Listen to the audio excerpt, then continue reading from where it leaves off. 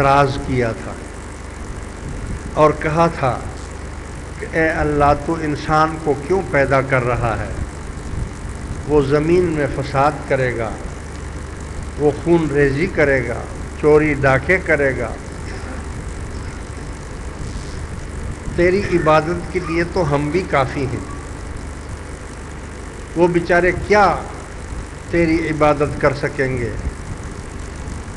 ان کی کل 60 سال تو عمر ہوگی، اور اس عمر میں وہ کام بھی کریں گے، نیند بھی ہوگی، سوئیں گے بھی، جاگیں گے بھی، دنیا کے کاروبار بھی کریں گے، اور پھر اس میں وہ تیری عبادت بھی کریں گے۔ کتنی عبادت وہ کر لیں گے؟ ہم تو نہ کھاتے ہیں نہ پیتے ہیں، ہماری تو خوراک بھی تیرا ذکر ہے، اور ہم ہر وقت جو فرشتے قیام میں ہیں وہ اللہ کے سامنے قیام میں کھڑے ہیں، جو رکوع میں ہیں وہ رکوع میں ہیں، جو سجدے میں ہیں وہ سجدے میں ہیں، جو قاعدے میں ہیں وہ قاعدے میں ہیں۔ انسان بیچارہ کتنی عبادت کر لے گا؟ اللہ نے فرمایا کہ جب میرے وہ بندے ایک سجدہ کریں گے اور 3 دفعہ کہیں گے کہ سبحان ربی الاعلی، سبحان ربی الاعلی، سبحان ربی الاعلی، تو ان کے 3 دفعہ یہ کہنے سے تمہارے 60 سال کے سجدے کو میں رد کر دوں گا،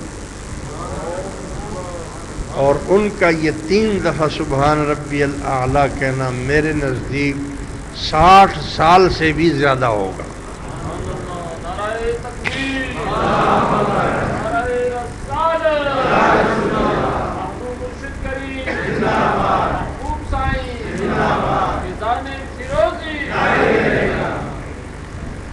تم نے کہا تھا نا یہ بات،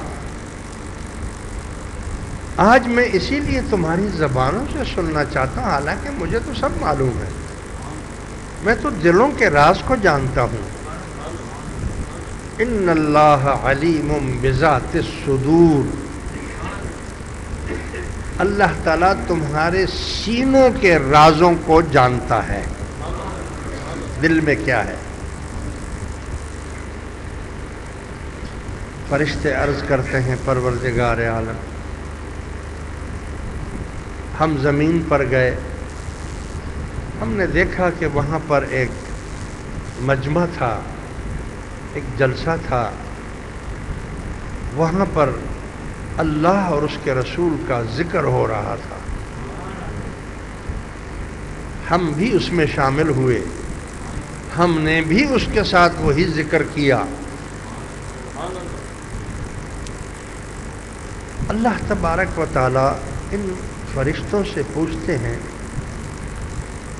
یہ کون سے لوگ تھے جو جمع ہو گئے تھے اور میرا ذکر کر رہے تھے؟ کیونکہ دنیا کا یہ دستور ہے کہ جب بھی کسی کی شادی ہو، منگنی ہو، بیاہ ہو، فنکشن ہو، پارٹی ہو، تو ہر کوئی اپنے اپنے خاندان اور اپنے اپنے رشتہ داروں کو بلاتا ہے اور اس میں شرکت کی دعوت دیتا ہے کہ آؤ بھائی میری شادی ہے، اپنی برادری کو، اپنی خاندان کو، اپنی قوم کو بلاتے ہیں۔ یہ جو ذکر کا مجمع میرا ہو رہا تھا، اس میں کون سی قوم تھی؟ کون کون یہاں جمع ہوئے تھے؟ فرشتے عرض کرتے ہیں اے اللہ، اس میں تو مختلف لوگ تھے، کوئی سندھی تھا، کوئی پنجابی تھا، کوئی مہاجر تھا، کوئی پٹھان تھا، کوئی بلوچ تھا، کوئی کشمیری تھا، کوئی سرائکی تھا، الگ الگ قسم کے لوگ تھے، سب الگ الگ زبانیں بولنے والے تھے۔ ان کا آپس میں کوئی خونی رشتہ تھا؟ نہیں، کوئی خونی رشتہ بھی نہیں تھا، کوئی رشتہ داری بھی نہیں تھی۔ پھر اس کو وہ کون سی ایسی چیز تھی جس نے ان ساری زبانوں والوں کو ایک جگہ جمع کر دیا؟ یہ تو دستور کے خلاف ہے نا۔ تو آخر وہ کون سی چیز تھی جس نے ان تمام کو ایک کر دیا اور ایک جگہ جمع کر دیا؟ ان کی دوستیاں ہو گئی، ان کی محبت ہو گئی آپس میں، اور یہ دو سب ایک جیسے ہو گئے۔ کیوں؟ فرشتے عرض کرتے ہیں اے اللہ، یہ اللہ اور اس کے رسول سے محبت کرتے تھے، یہ قوم سے محبت نہیں کرتے تھے، ذات سے محبت نہیں کرتے تھے، زبان سے محبت نہیں کرتے تھے، رنگ سے محبت نہیں کرتے تھے، رشتہ داری سے محبت نہیں کرتے تھے، یہ تو اللہ اور اس کے رسول سے محبت کرتے تھے، اور جو بھی اللہ اور رسول سے محبت کرتا تھا وہ ان کے دوست ہو گئے، وہ ایک ہو گئے، ایک جیسے ہو گئے۔ پھر اللہ تعالیٰ فرماتا ہے کہ اچھا،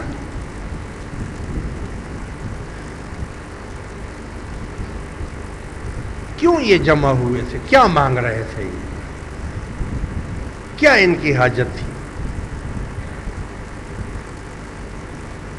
یاد رکھو، یہی وہ نقطہ ہے جو میں آپ کو سمجھانا چاہ رہا ہوں۔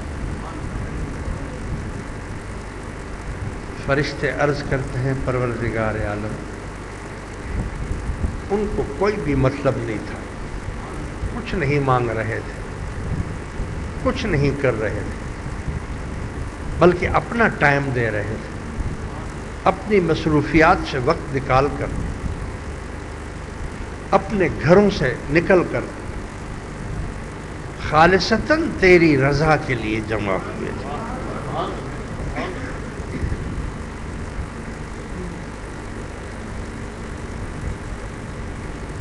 وہ صرف اللہ اور اس کے رسول کی رضا کو چاہتے تھے۔ اس چیز نے، اس محبت نے ان کو ایک کر دیا، اور وہ جمع ہوئے اور وہ تیرے ذکر میں مشغول ہو گئے۔ یاد رکھو، الحب للہ والبغض للہ۔ کسی سے محبت کرو، دوستی کرو، تو وہ بھی اللہ کے لیے کرو، اور کسی سے دشمنی کرو تو وہ بھی اللہ کے لیے کرو۔ اپنے نفس کے لیے مت کرو، اپنے منافع کے لیے مت کرو، اپنے کاروبار کے لیے مت کرو۔ ٹھیک ہے، وہ بھی کرنی پڑتی ہے، وہ بھی دنیائی معاملات بھی چلانے کے لیے، تجارت ہے، نوکری ہے، کاروبار ہے، اس میں بھی اچھے اخلاق رکھو ایک دوسرے کے ساتھ، مگر محبت صرف اور صرف اللہ اور اس کے رسول کے لیے رکھو، اور دشمنی بھی اللہ اور اس کے رسول کے لیے رکھو۔ بغض ہم رکھیں گے کس کے ساتھ؟ جو اللہ اور اس کے رسول کا گستاخ ہوگا تو ہم اس سے نفرت کریں گے، اس کے ساتھ نہیں بیٹھیں گے، اس کے ساتھ رشتہ داری نہیں کریں گے، اس کے ساتھ اٹھنا بیٹھنا نہیں کریں گے۔ ہم کیوں؟ کہ وہ گستاخ رسول ہے۔ گستاخ رسول سے دور رہنا زیادہ بہتر ہے۔ اگر آپ کہیں کہ میں اس کے قریب بیٹھوں، شاید یہ میری بات میں آ جائے، تو آپ کو کم از کم اس کی گستاخانہ باتیں تو سننی پڑیں گی نا۔ تو جب آپ گستاخانہ باتیں اس کی سنیں گے تو دل کے اوپر کیا گزرے گی؟